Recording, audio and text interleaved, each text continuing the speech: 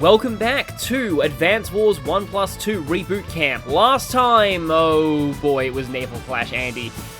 I have been trying to get a perfect S rank on this mission.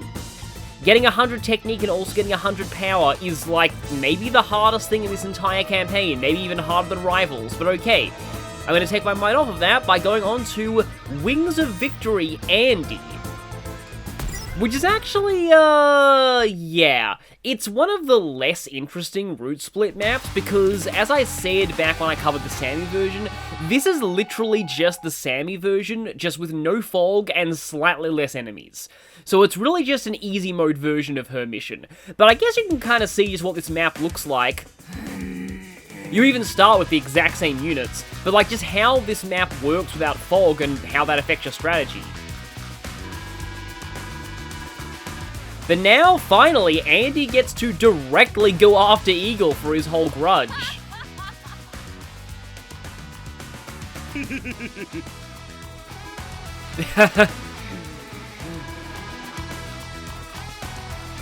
Oh boy, nobody understands what it's like to be Andy, because if they were anyone but Andy, their head would explode.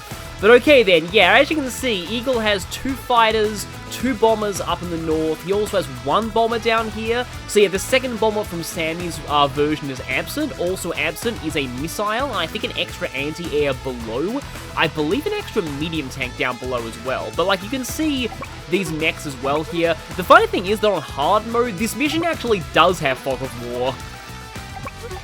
So, right, unlike Sammy though, Andy's planes are, and once again, I need to switch my animations back on, Andy's planes are not going to have minus 10% firepower, so that is actually a solid, advantage that Andy has. This recon, on the other hand, is going to be a lot less useful than on Sammy's route. I probably still will end up going for an HQ capture. I mean, I can probably feasibly route him on this map. I guess we'll see. But like, putting my foot soldiers in the mountains is no longer a big priority because, yeah. Thing is though, oh right, yeah, I need to remember that Eagle can actually attack me right from the beginning. Yeah. Almost kind of forgot about that. Yeah, the fact that this doesn't have fog works both for you and against you. So yeah, you do actually kind of need to do things a little differently here. It's actually one like advantage that you get in these missions in Reboot Camp because the AI are no longer cheating.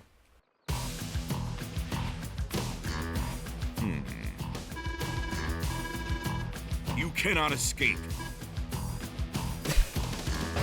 And yep, there's more of Eagle's whole grudge bearing. So yeah, he seems to send his ground vehicles in first, but now we can actually see where they're going. And okay. Yeah, they're going in kind of similar spots than they went in the Fog version. Just, yeah, I really shouldn't send this recon forward because it's probably, yep, it's dead because Eagle. Well, that's already not a great start for the technique ranking. And unlike in a case where, you know, that battleship shot one of my units and I couldn't see where it was because of the fog, that was entirely my fault. I'm just so used to these missions having fog of war, but at the very least I was able to lure in that bomber, so I can go ahead and do this. Yeah, like these massive clusters of forests are actually totally different here because they no longer hide units, so really all they do is slow down you and his ground troops. Nah, I think I definitely need to hit the fighters, especially since there is no anti-air in this vicinity yet. So I'm gonna go... yeah, let's go for a fighter double whammy. So I do a base of 49%. Like, fighter versus fighter is still a fairly even matchup overall, especially with Eagle having the defense on those fighters. So let's go ahead and smack this one. But 8-5 is definitely way better than 7-6, or wasn't even like 8-7. I'm forgetting something how much Sammy's did, but it was pretty low.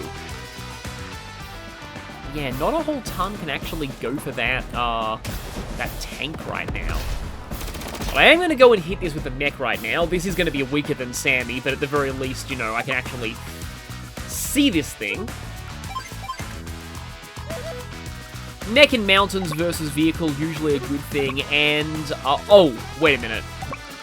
Almost forgot about Lightning Drive. It's been so long since Eagle's Lightning Drive actually made a difference, because I'm used to fighting him in the Max route, where he sucks. So in that case, that's worth 10,000, so if I was to bomb this, I don't think this is going to get him Lightning Drive, but at the same time, if he gets a Lightning Drive in the middle of his turn, that usually means that he ends up using it. Despite the lack of fog, forming a wall with your units still works. He won't get trapped on them though, but he will still not be able to move through your own units. So like, for example, if I put a tank here, this bomber is kind of locked into that quadrant of the map. APC, what are you gonna do? You're gonna go over there. Because I need to be very careful of my transport copter right now, since those two fighters are still up and about.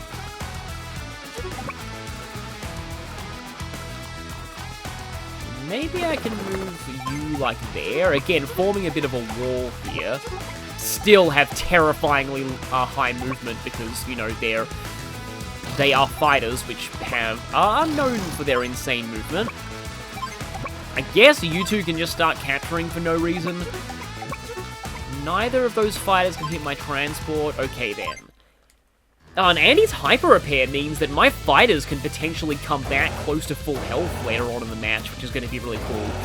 Yeah, like, this is actually a thing. I've been kind of underrating Andy for, like, a lot of this playthrough. I guess, like, you know, when you're more experienced at this game and know, like, how to use Max well, like, something that I kind of underestimated is that, like, a lot of newer players actually aren't that good at using Max. Like, indirects are very important, and, Max's skills really mostly come into play when you kind of know the sort of engagements that direct attackers can really afford to take.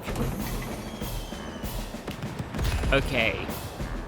Yeah, that's actually not good. I have lost, 3 units now. Please tell me this doesn't give you Lightning Drive. Or if it does give you Lightning Drive, please tell me that you don't use it in the middle of your turn. Okay, he didn't get it anyway. Which means that he's getting it next turn, but by that point, he's pretty much done when it comes to stuff anyway. And, again, I have hyper repair. Like the cool thing about Andy, I'm all ripped up. Especially in Advance Wars 1, where you get to choose your commander for a lot of missions, is that Andy is never a bad choice on any map. And that is something that you really should not underestimate. Like, that's a very, very good asset to have. Because in some maps, Max is just, Max is not great, because you're heavily reliant on indirects. And then also, you know, like, you've got in, like, Mighty Kanbei, where Max is actually too powerful to really effectively hold a choke point. There's also maps where Sammy does badly, for example, this one, where her fighters are bad. You're unfortunately kind of forced to use her, there, in order to, in the original at least, if you wanted to go the full Eagle route, but she was kind of designated as hard mode for this map for a reason, her fighters being kind of bad. So, again, like, that simple fact that Andy is never a bad choice anywhere. It's easy to undervalue something like that, but especially if you're playing blind and you don't really know how all these maps work, sometimes it is nice to have, like, a solid option who will never be a bad choice, no matter what map you're playing on. Because it's like, yeah, the main reason why a lot of expert players consider Andy to be a bit underpowered is simply the fact that he, like, the fact that other commanders generally, like, can do most of what he can do better. Like, for example, in a map like this, somebody like Max would probably be better, given that he would have, like, better fighters and bowlers and stuff. But that really, that is reliant on you having advanced knowledge of the maps themselves and how they work and what's good on them. And if you don't know that, then yeah, having somebody like Andy who can be a good solid option regardless is just, because that is actually just one thing as well that I've sort of been thinking about lately when I was looking at that kind of thing. I don't think, I'm pretty sure that only like one mech would be able to attack the T-Copter if I put it there. Gotta remember though, there is still a bomber within bombing distance of the HQ, and unlike Sammy, Andy does not have increased defense with his power on foot soldiers. Well, he has the 10% defense that everybody has, but yeah, that's what everybody has.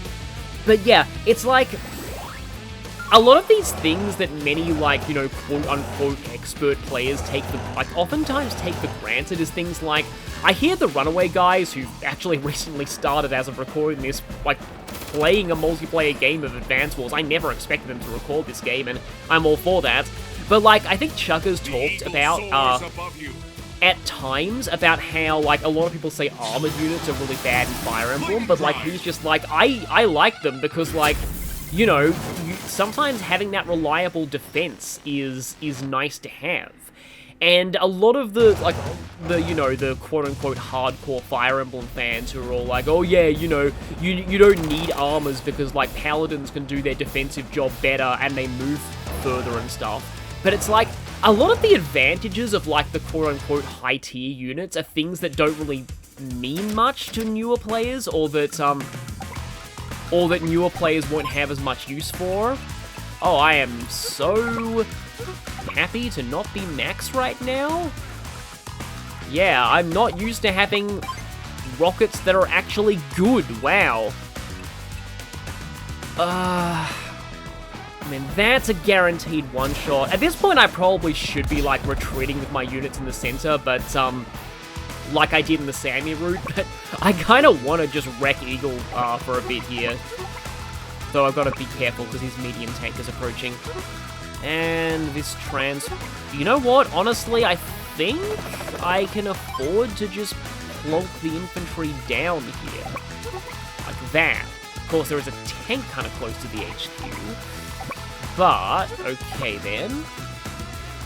Yeah, here's the problem, because if I move this in, it actually kind of risks getting attacked by these things. The anti-air, meanwhile, is the only thing that's a threat to my bomber, and oh look, it's not a threat anymore! This is almost certainly a one-shot. I know I'm getting a little bit cocky here, but it's almost certainly a one-shot, and it was. There we go. It's gone. So, that's gone, and again, like, so right now, everything in here just dies that bomber, and, nothing can really threaten it, so I can safely put these two fighters. I was worried for a second that was a missile, but no, it's just a rocket down here to deal with this bomber, and then I can capture the HQ, and in fact, yeah, you know what, maybe I should actually start retreating with stuff. However, I will, because the one thing that stopped me from getting a perfect 300 on this map as Sammy was the fact that, like, when I started the retreat, I lost the rocket because it was a little too close to the action. But anyway, let's just have things run back. Yeah, as I said in my video of the final battle, I actually did do a complete retake of this map, because I wanted to see if I could, like, get a better technique score.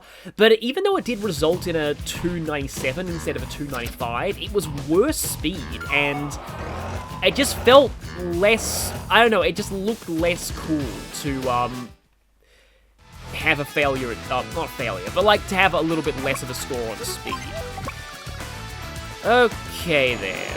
Oh right, that 90% because I'm not Sammy and my fighters are actually a lethal threat to bombers now. Again, see, Andy's advantage is definitely coming in handy here, so now I can actually start, I think I can afford to start capturing here. I mean, technically speaking, the defense out of hyper repair would help capture the HQ, but we'll see. I mean, as long as this thing, I mean, the bomber is... Oh, the bomber can't even reach now. Nice. I was gonna, like, try and throw my transport copter into the fray to try and block off the infantry, but it turns out I didn't even need to. And, like, at this point, like, I really shouldn't even attack his units at all, because if I do, it increases the chances of him getting... Not so much chances, because it's guaranteed, but it means that he'll get lightning drive more easily, but, I'm just going to retreat with a lot of things, although I might bomb his medium tank just because I want to. I'll put a mech and an infantry there just to respond to that infantry once it starts approaching. I mean, it's less power meter, and this thing's more threatening potentially to my rockets, so I'm actually going to go for this instead.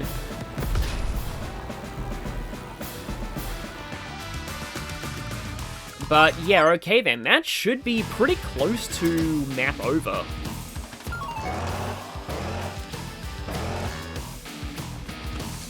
I'm forgetting the exact number of turns Sammy took. I'm almost wondering if this is actually shorter than she did it. But okay then. Just for good measure, goodbye bomber. Oh, Eagle will definitely pay me back for me destroying that. And again, for good measure, I'm just going to bomb this medium tank because I can.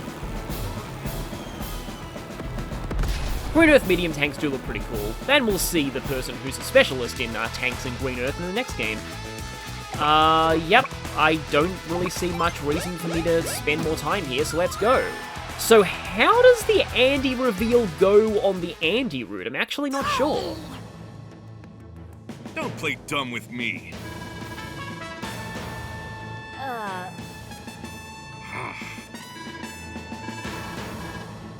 So it's not the glowing eyes this time, it's the ice-cold look.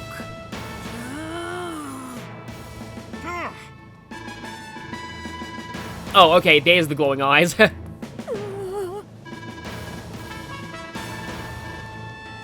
Really? Okay, so this time he actually does notice the difference in Andy's eyes. I mean, they do say the eyes are a window of the soul. Okay, so it's mostly the same, but, It wasn't me! I swear! That's kind of interesting that Andy gets to insist on his innocence in this route. So, like, with Sammy, you get a joke at Andy's expense, and with Max, it's more like what I like to call the wisdom-based approach to, explaining his innocence. And this one, yeah, this one's actually not that bad. I actually think this one's alright. It's kind of cool how we get 3 different versions of Eagle's realization. So, yeah, that one was pretty simple due to the lack of fog. The funny thing is that on hard mode, this map actually does have fog, which kind of helps you to an extent, because it means the bomber will be able to not be right on you on turn 1. But with that, we only have one more mission left to complete before the final reckoning between Andy and Eagle. See you next time for Andy's Battle Mystery, the last one to go.